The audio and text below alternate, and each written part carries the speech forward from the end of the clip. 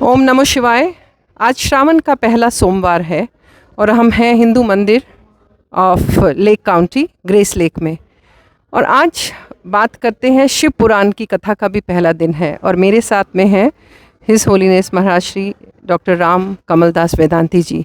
महाराज श्री, आपको बहुत बहुत प्रणाम। आपको बहुत बार सुना है बट लेकिन जब बात हो रही है श्रावण मास की और पहला दिन है तो हमारा भाग्य है कि हमको शिव पुराण सुनने का महत्व मिला। आज आपने जो प्रसंग लिया कि शिव पुराण सुनने का महत्व क्या है, तो बहुत बड़ी बात है। पर जहाँ हम बात करते हैं भगवान शिव की, उनके 3 नेत्र की, तो आज के युग में इसकी ज़रूरत से ज़्यादा नहीं है क्या? बिल्कुल ज़रूरत है, क्योंकि ये बात सभी ऋषि मुनियों ने कही है कि जो हम अपनी 2 आँखों से देखते हैं जीवन का वही सत्य नहीं है। और तीसरा नेत्र ये है जो विवेक का नेत्र है, और वो भगवान शिव की कृपा के बिना नहीं खुलता।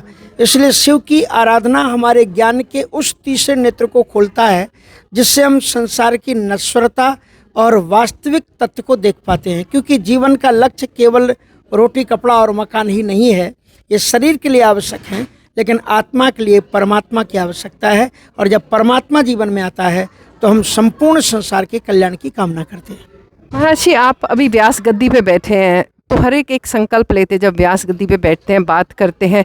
जिस तरह से आज हम भारत में सनातन की हालत देख रहे हैं और लोगों का जिस तरह से उसके प्रति मतलब आपने अपनी कथा के बीच में ही एक बहुत अच्छा संदेश दिया। आई थिंक अगर यही सब धर्माचार्य इस चीज़ को अडॉप्ट करें हैं, और हमको जहाँ तक बात होती है हमें बोल दिया जाता है कि हम सांप्रदायिक हैं। आज कावड़ यात्रा शुरू हुई, उसमें देखा जो सुप्रीम कोर्ट है उसका क्या निर्णय अभी आया, इंटरिम जो उन्होंने रिस्पांस दिया। अगर मैं सनातनी हूँ, मैं जाती हूँ कहीं, तो क्या मेरा ये फ़र्ज़ नहीं बनता कि मुझे मालूम होना चाहिए कि मैं कहाँ का जल पी रही हूँ और कहाँ का। और जब बात आती है ऑन द अदर साइड तो हम उसको दूसरी आंख से देखते हैं। देखिए, ये बहुत महत्वपूर्ण बात है और इसे सांप्रदायिक दृष्टि से नहीं देखना चाहिए। क्योंकि सनातन धर्म का एक साधक एक मन में जिज्ञासा लेकर के जीवन में एक आध बार कभी वो संकल्प लेता है कि कांवड़ यात्रा हम करेंगे, और वो एक व्रत और कुछ नियम लेता है। और ऐसी दृष्टि में अन्य धर्मों के लिए तो होता है कि वो हलाल आदि को प्रूफ करवाते हैं और कि इसी तरह से कहीं उनकी उपासना ना बिगड़ जाए या किसी प्रकार से कोई व्यवधान ना आ जाए। तो यह हमें जानना ज़रूरी है कि हम भोजन कहाँ कर रहे हैं, किसके द्वारा कर रहे हैं, और कहीं उस साधक की जिसने अपने लोक और परलोक का चिंतन करते हुए जो कांवड़ यात्रा बड़ी पवित्रता के साथ में निकाली है, उसके उस पवित्र में किसी प्रकार का यदि व्यवधान आता है तो मैं समझता हूँ कि राष्ट्र की जो सरकारें होती हैं या जो भी हैं उससे संबंधित लोग, उनका कर्तव्य होता है कि वो उपासनाओं में उनके सहायक बने, अवरोधक ना बने। इसलिए उस संदर्भ में सही निर्णय लिए जाना बहुत ज़रूरी है। बहुत बढ़िया बात आपने कही। अब हम चलते हैं थोड़ा सा अध्यात्म की तरफ। शिव पुराण की जहाँ तक बात करते हैं, देवों में देव महादेव हैं, और इतने आपने कहा कि इसका जो ये है कि आप इनको इतना वो मत समझिए कि आप कुछ भी कर सकते हैं जब इनकी कथा सुनते हैं। तो मैं सिर्फ आपसे थोड़े से मैं जानना चाहूँगी कि अभी कल के आप प्रसंग में जो लेने वाले हैं वो आप क्या बताने वाले हैं। आपने जैसे खुद से कहा कि बहुत ही ज़रूरी है, मतलब आपने पिछली बार यहीं खड़े होकर के बताया था कि जब आप मंदिर जाते हैं दर्शन किस तरह से करिए, ये नहीं कि हाँ जी मैं मंदिर होके आई। तो ये छोटे छोटे प्रसंग आज के जीवन में बहुत आवश्यक हैं।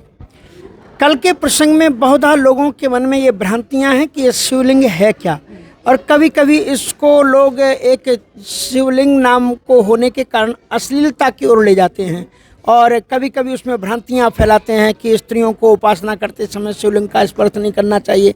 तो ये जो अवधारणाएं हैं वो बिल्कुल तुच्छ ज्ञान के कारण है। ये जो शिवलिंग है, कल हम बताने वाले कि ब्रह्मा जी और विष्णु जी के बीच में जो अंतर्द्वंद पैदा हो रहा था कि सर्वश्रेष्ठ देवता कौन है, उन दोनों के उसी निराकरण को करने के लिए भगवान का निर्गुण रूप ज्योतिर्मय एक प्रकाशमान शिवलिंग एक स्तंभ प्रकट होता है, जो तल रसातल तलातल को भेदन करते हुए नीचे पाताल लोक को चला जाता है और ऊपर जनलोक तपलोक महालोक को करते हुए सीधे ब्रह्मलोक तक जाता है। तो यह ज्योतिर्लिंग भगवान शिव का निर्गुण निराकार, क्योंकि वो निर्गुणत्वात् निराकारम, इसलिए वो निर्गुण है, निराकार है, उससे ये स्वरूप प्रकट हुआ है। इसलिए वह लिंग के रूप, लिंग का मतलब होता है जैसे कि स्त्रीलिंग, स्त्रीलिंग, पुल्लिंग और जेंडर अंग्रेजी में कहते हैं उसको, तो स्त्रीलिंग, पुल्लिंग और नपुंसकलिंग, तो लिंग सभी में जुड़ा हुआ है, उसका मतलब प्रतीक, उसका मतलब चिन्ह।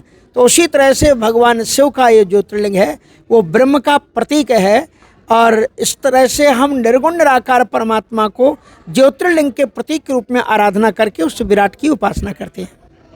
आपका हमसे बात करने का बहुत बहुत धन्यवाद, एंड आपका आशीर्वाद हम पे इसी तरह से बनता रहे और शिकागो की धरती पे आपके चरण इस तरह से पड़ते रहे। आपको भी बहुत बहुत धन्यवाद, और आपके इस चैनल के माध्यम से सभी लोगों के लिए हम बहुत बहुत साधुवाद देते हैं कि जो अमेरिका जैसी समृद्धशाली कंट्री में और भौतिकवाद की में रह रही कंट्री में अगर आप अपनी आध्यात्मिकता और अपनी संस्कृतियों को याद रखते हैं तो इसके लिए हम बहुत बहुत आपको धन्यवाद और साधुवाद देते हैं। जय श्री राम।